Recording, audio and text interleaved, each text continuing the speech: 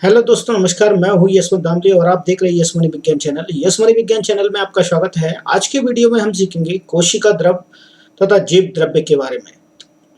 चलिए आइए शुरू करते हैं एक छोटे से इंट्रो के साथ।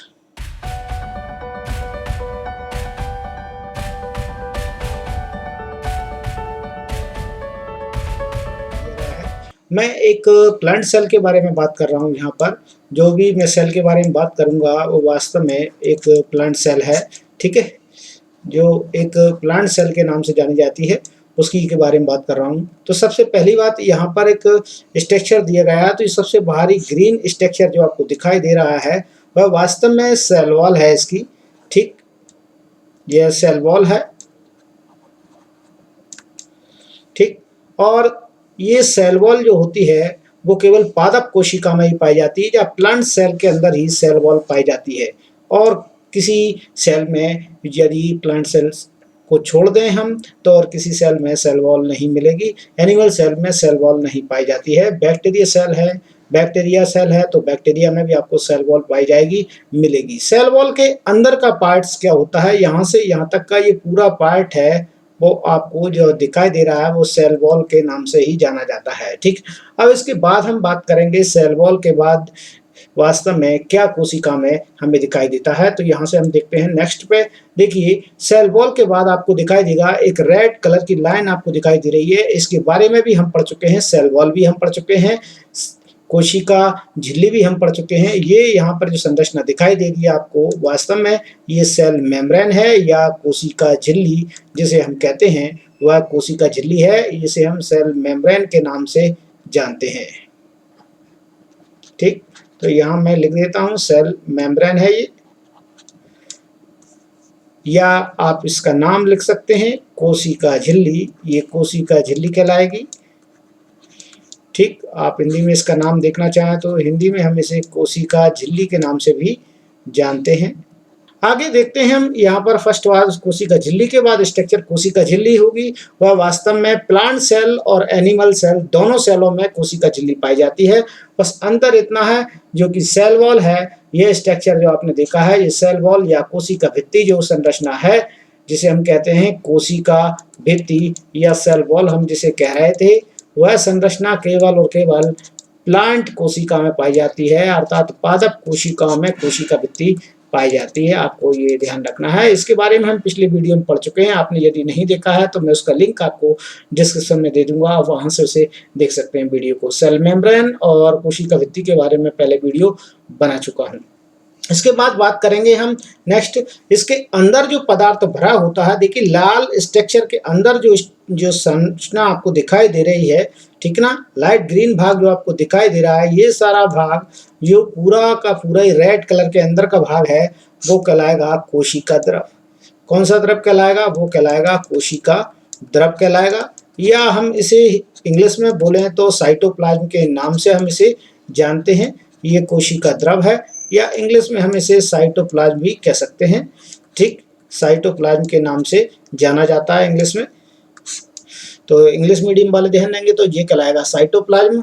तो दो यो स्ट्रक्चर नाम हम देख चुके हैं, तो वह नाम आपको पता चल चुके हैं। सबसे पहला नाम जिसमें हमने सेल वॉल आपको बताया था, ठीक, या कोशिका भित्ति जिसे हम कहते हैं। और इसके अंदर जो रेड कलर की स्ट्रक्चर है वो है कोशिका झिल्ली जिसे हम बोल रहे थे सेल मेम्ब्रेन जिसे हम कहते हैं। वह स्ट्रक्चर जो आपके सामने नजर आ रहा है, इससे आप इनकी पहचान सुनिश्चित कर सकते हैं। मैं 1 बाय 1 इसलिए बता रहा हूँ आपको कि आप इन्हें सही तरीके से समझ सकें, ठीक है। तो ये कोशिका द्रव कहलाएगा।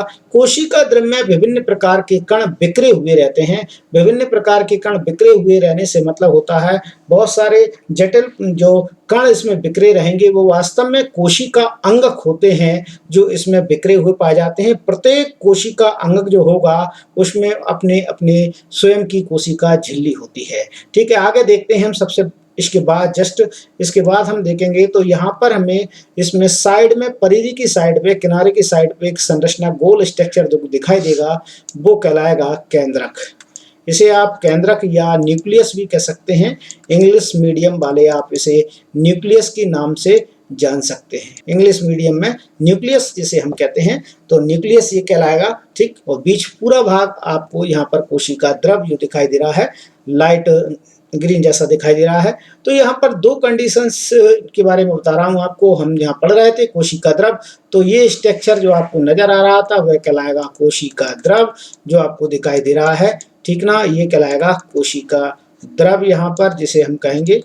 और यहाँ पर ये है केंद्रक, तो दोनों ही केंद्रक और कोशिका द्रव मिलकर बनाते हैं, यहाँ पर एक स्ट्रक्चर बनता है जिसे कह देते हैं हम जीव द्रव, जिसका नाम है जीव द्रव, जिसका नाम है वो कोशिका द्रव और केंद्रक द्रव मिलकर ही, कोशिका द्रव और केंद्रक द्रव मिलकर ही वास्तव में क्या बनाते हैं, जीव द्रव का निर्माण करते हैं। ठीक, तो आपको ये बात यहाँ पर स्पष्ट होना चाहिए। जीव द्रव को इंग्लिश मीडियम में बोला जाता है प्रोटोप्लाज्म, आप इसे इंग्लिश वर्ड के रूप में भी यूज कर सकते हैं। ठीक है, प्रोटोप्लाज्म के नाम से हम इसे जानते हैं, तो ये इंग्लिश मीडियम वाले स्टूडेंट हैं वो इसे प्रोटोप्लाज्म कहेंगे। ठीक, और शेष सभी स्ट्रक्चरों के नाम मैं आपको बता चुका हूं।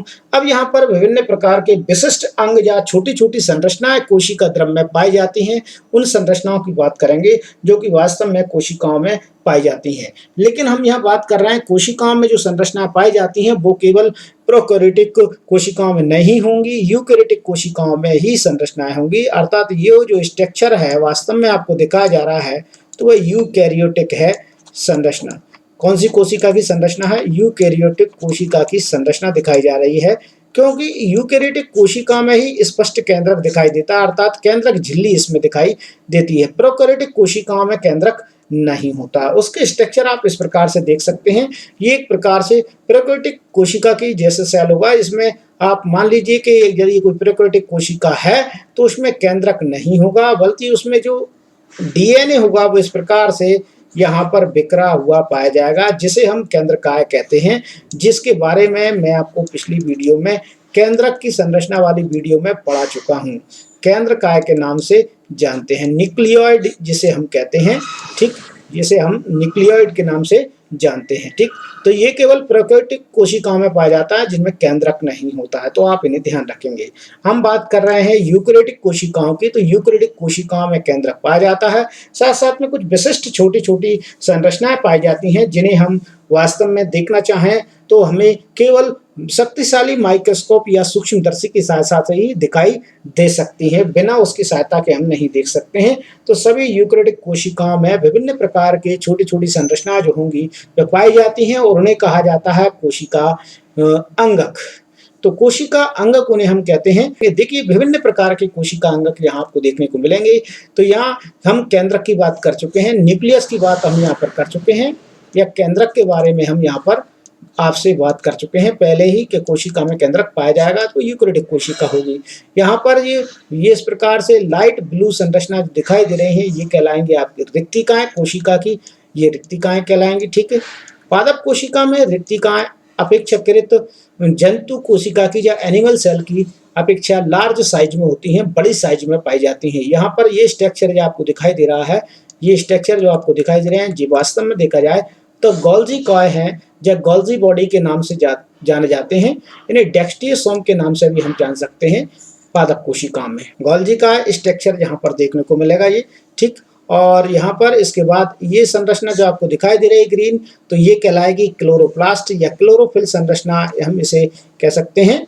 क्लोरोप्लास्ट के नाम से भी हम इसे जानते हैं, तो हम इसे क्लोरोफिल लिख देते हैं या क्लोरोप्लास्ट स्ट्रक्चर में से लिख देता हूं, कोई दिक्कत नहीं है। अब इसके बाद ये संरचना जो पिंक कलर की संरचना जो आपको दिखाई दे रही है, ये संरचना आपको लाइसोसोम के नाम से मिलेगी, लाइसोसोम के नाम से जानी जाती है। तो यहाँ पर लाइसोसोम आपको मिलेगा, लाइसोसोम आपको यहाँ मिलेगा, ये लाइसोसोम है।